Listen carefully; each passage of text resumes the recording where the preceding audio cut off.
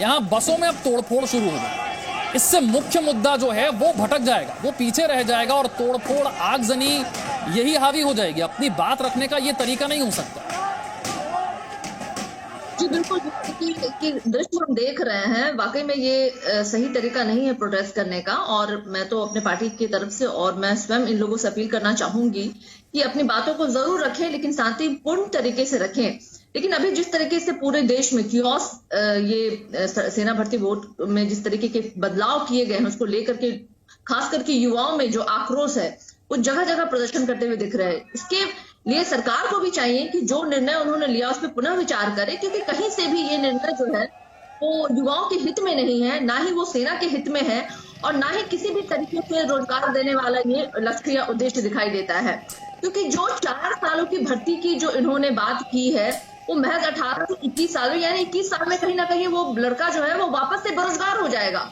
और आप समझ लीजिए कि 4 साल जो बहुमूल्य वक्त होता है, जब बच्चे जो होते हैं वो अपने भविष्य के बारे में सीरियसली सोचते हैं, प्लान करते हैं और काम करते हैं, उस दिशा में वो पढ़ाई हो या जो है कैरियर ओरिएंटेड जो भी ये चीजें वो करते हैं। और वो जब वो जो वक्त होता है वो सेना को देंगे और ठीक अचानक 4 साल के बाद वो वापस से बेरोजगार कर दिए जाएंगे।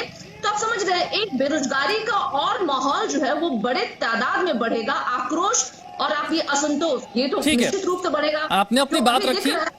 जेडीयू से मनोज जी भी हमारे साथ जुड़ गए हैं। मनोज जी, जो तस्वीरें हम देख रहे हैं, शांतिपूर्ण तरीके से विरोध प्रदर्शन एक बात होती है, लेकिन बिहार के इस वक्त 6 से 7 जिले जहां पर आगजनी हो रही है, तोड़फोड़ हो रही है, और छपरा की ताजा तस्वीरें तो बता रही है कि अब तो बसों में तोड़फोड़ शुरू हो गई है।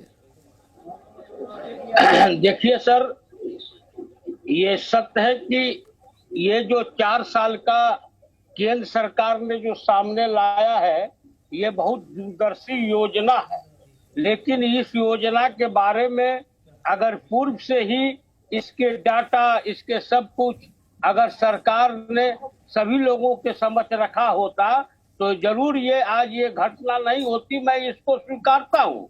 लेकिन लोग, बच्चों को भी, जो युवाएं हैं जो बेरोजगार की बात करते हैं, उनको भी ये समझना चाहिए कि ये जो आया हुआ है स्कीम, जो आया है, जो सेना के अग्निपथ का जो आया है, उस पर एक अध्ययन करने की जरूरत है। इसके लाभ, आपका ऑडियो हम तक नहीं आ पा रहा, एक बार फिर से मैं आपके पास आऊंगा। बिहार के अलग अलग जिलों की तस्वीरें आप देख रहे हैं, और इस स्कीम के फायदे क्या हैं, नुकसान क्या है? क्या छात्रों को वाकई इससे कोई नुकसान हो रहा है? क्या सेना को इससे कोई वाकई फायदा होगा? AK सिवात साहब से बेहतर कोई नहीं समझा सकता।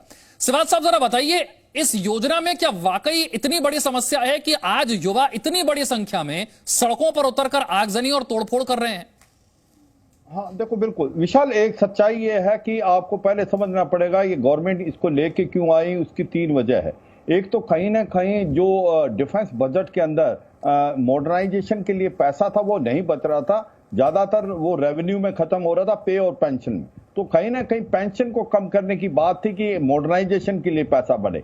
दूसरा कि ये जो कारगिल की जो कमेटी थी उसने भी कहा था कि जो फौज की एवरेज एज है कोई 32-33 साल है, उसको नीचे लाया जाए। तो ये जब 4 साल के लिए आएंगे फिर दोबारा दूसरे 4 साल के, तो ये अगले 6-7 सालों में आपकी जो मिनिमम और जो एवरेज एज है वो घट के 25-26 हो जाएगी।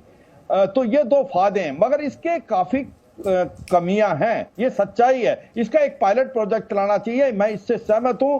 4 साल के अंदर जो जवान आएगा वो ट्रेनिंग उसको लगता है 1 साल 1.5 साल, और उसके बाद जब तक वो सीखेगा उसको वहां से दोबारा चला जाएगा तो एक प्रकार एनवायरमेंट में, वहां पर उसको जॉब नहीं मिलेगी।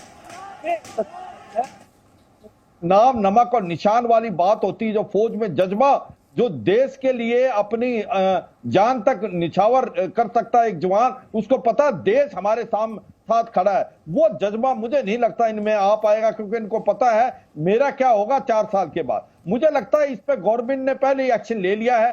कल जो MHA ने ये ट्वीट किया है कि इनको जो हमने सजेशन की थी कि इनको लिया जाए पैरामिलिट्री फोर्स में और सेंट्रल आर्मड पुलिस फोर्स में, क्योंकि 4 साल के बाद अगर ये इन्वायरमेंट में जाते हैं तो आक्रोश बढ़ेगा। दूसरी बात, इनको कोई जॉब नहीं देगा, ये मिनिमल जॉब करेंगे, सिक्योरिटी गार्ड बनेंगे।